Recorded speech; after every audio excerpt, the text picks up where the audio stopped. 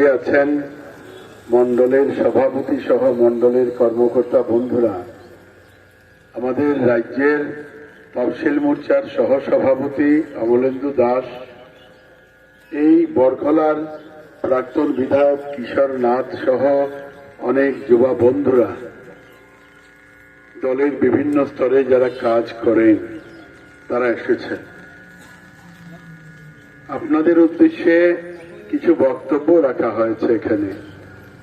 আমি এখানে দীর্ঘ বক্তব্য রাখবো না। আমি শুধু আপনাদেরকে এই কথা বলবো যে এই যে আমরা যারা এলাম, আপনারা লক্ষ্য করেছেন আমাদের সঙ্গে এই সামনে পুলিশের কিছু নিয়ম নীতির ব্যাপারে, গাড়ি চালানোর ব্যাপারে নির্দেশনার একটা প্লেকার্ড বা সাইনবোর্ড আমাদের সামনে রাখা হয়েছে। তো স্বাভাবিকভাবেই পুলিশও এসছেন। তো আমরা এসেছি কেন?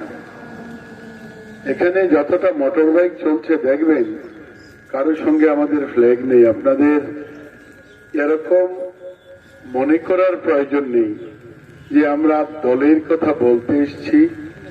আমরা দলের কথা বলতে আসিনি, আমরা মনের কথা বলতে এসেছি। কারণ রাস্তা মানুষের জীবনে প্রতিদিনের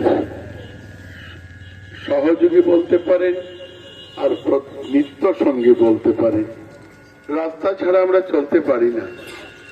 যারা আমরা ব্যবসা করি, যারা শিক্ষাঙ্গনে যাই, যারা শিক্ষা দেই, যারা চাকরি করি, যারা রাজনীতি করি, যারা সাংবাদিকতা করি, সবাইকে রাস্তায় আসতে হয়।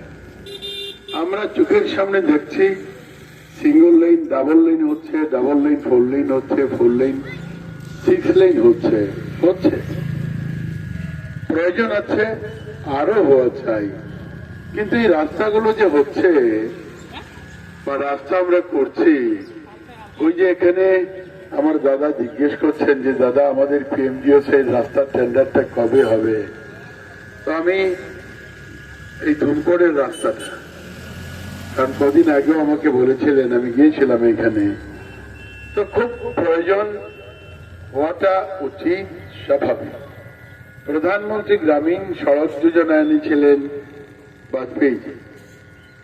তো বাজপেয়ীজি এনেছিলেন এই রাস্তাটা, তো শিলচর থেকে সৌরাষ্ট্র পর্যন্ত বাজপেয়ীজির কার্যকালে হয়েছিল, আপনারাও জানেন। তিনি যখন রাস্তা এখানে বড় করার সংকল্প নিলেন, ভারতবর্ষের সব গ্রামে রাস্তা পৌঁছে দেওয়ার সংকল্প নিলেন, তিনি তো কখনো ভাবতে পারেননি এই রাস্তাগুলোতে অ্যাক্সিডেন্ট হবে, মানুষ মরবে। আমরা কখনো ভাবতে পারিনি, কারণ রাস্তা আমাদের প্রয়োজন, রাস্তায় আমাদের আসতেই হবে। রাস্তা ভালো করা চাই, কিন্তু ভালো করা মানেই নয় যে আমরা মরতে চাই। আর আমরা মরছি। ভারতবর্ষে 4,60,000 অ্যাক্সিডেন্ট বছরে হয়, 4,60,000। তার মধ্যে 1,72,000 মানুষ মরে, আর কয় লক্ষ পঙ্গু হয়ে ঘরে থাকে, মনে মনে হিসাব করে নেবেন। 1,72,000 মানুষের মধ্যে 70% মানুষ 18 থেকে 45 বছর, অর্থাৎ সবচাইতে প্রোডাক্টিভ এজ গ্রুপের মানুষ। এরা যুবা, এরা বাড়িতে মরে না, এরা রাস্তায় মরে। আর এই যে মরে, তার পেছনে কোনো কারণ আছে কিনা? আমরা যখন হসপিটালে যাই, ডাক্তারকে জিজ্ঞেস করি তান কিদা হয়েছে, তাই যে হসপিটাল আইসই তান বেমার কিতা জিগাইছে। যখন রাস্তায় মানুষটা পড়ে চিৎকার করে অ্যাক্সিডেন্টের পরে, তখন কি আমরা জিজ্ঞেস করি যে ওনার বেমারটা কিতা? জিগাইনি। ওনার বেমার আর কিছু নয়, ওনার বেমার হয়েছে হয়তো খুব বেশি স্পিডে চালান, না হলে হেলমেট মাথায় নেই, না হলে সিট বেল্ট নেই, না হলে ড্রাঙ্ক এন্ড ড্রাইভ, আর না হলে ওই দিক থেকে যে আসছে সে ড্রাঙ্ক এন্ড ড্রাইভ, বা সে নিয়ম নীতি মেনে চলে না, তার জন্য। না হলে আমরা রাস্তায় চলবো, ট্রাফিক তো তার আইন দিয়েছে। আমাদের শিলচরের মাননীয় সাংসদ আপনাদের সকলের পরিচিত পরিমল শুক্লবৈদ্য মহাশয় যে বার্তা নিয়ে বেরিয়েছেন, পথের বার্তা পথে যাত্রা, এই বার্তা নিয়ে উনি কয়েকদিন ধরে আমাদের কাছাড়ের বিভিন্ন সমষ্টিতে এই রোড সেফটি অ্যাওয়ারনেস প্রোগ্রামটাকে নিয়ে উনি কন্টিনিউ করে যাচ্ছেন। আজ সকাল জারলতলা থেকে শুরু করেছেন, সেটা বড়খোলা ডলু হয়ে বদরপুর মাসিমপুর মাসুঘাট হয়ে শিলচর পর্যন্ত যাবেন। সেটা করার একটাই উদ্দেশ্য যে রোড সেফটি, রোডের মধ্যে কিভাবে সতর্কতা রাখা যায়। রোডে যারা গাড়ি চালান, যারা বাইক চালান, যারা বাইকার আছেন, ওনাদের জন্যই এই অ্যাওয়ারনেস প্রোগ্রামটা। বাইক চালালে সাধারণত সবাই জানেন হেলমেট পরিধান করে বাইক চালাতে হয়।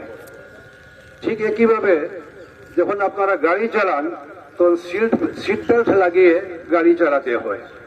সেইগুলো সবারই জানার হয়েছে, নিয়ম সবাই জানেন, কিন্তু দেখা যায় অনেক সময় সেই নিয়মটা না মেনে রাস্তায় গাড়ি চলাচল করে আর সেটার থেকে দুর্ঘটনা ঘটে।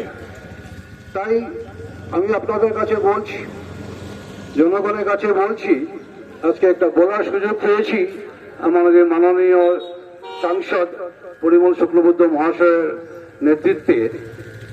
বাইকার যারা বাইক চালান, আপনারা একটু চিন্তা করে দেখুন, আপনারা একটু ঘরের জন্য চিন্তা করবেন।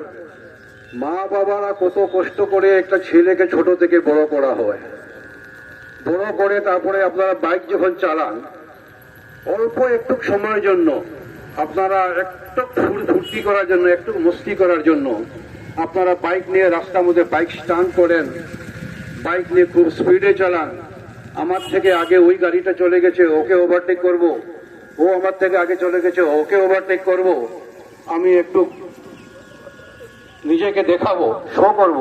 সেটা দেখে কি হয়, সেই একটু সময়ের জন্য ওই সেটা থেকে আপনারা একটু সাবধান থাকবেন। রাস্তায় বাইক স্টান্ট করে কোনো লাভ হবে না।